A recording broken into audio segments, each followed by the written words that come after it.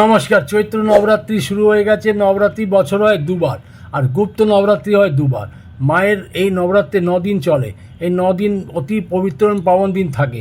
এই নবরাত্রিকালে 9টি গ্রহ সমস্ত দেবীর আধীন হয়ে পড়েন। 9টি গ্রহের সমস্ত শক্তি ও প্রভাব দেবী নিজের হাতে করে নেন।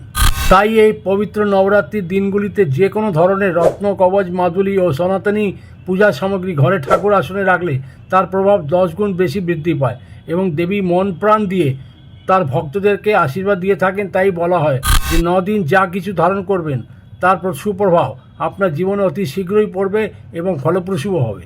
এই নবরাত্রির 9টি দিন হয় প্রতিটি সেকেন্ড, প্রতিটি মিনিট, প্রতিটি ঘন্টা অতি শুভ। দিনক্ষণ দেখার কোনো প্রয়োজন হয় না। এই 9 দিন যা কিছু ধারণ করবেন আপনি যে কোনো সময় ধারণ করতে পারেন। প্রত্যেকটি রত্ন, কবচ ও মাদুলিতে দেবীর আশীর্বাদ নিহিত থাকে। তাই একবার প্রেম সে বলুন এবার জয় মাতা দি, জয় মাতা দি, জয় মাতা দি।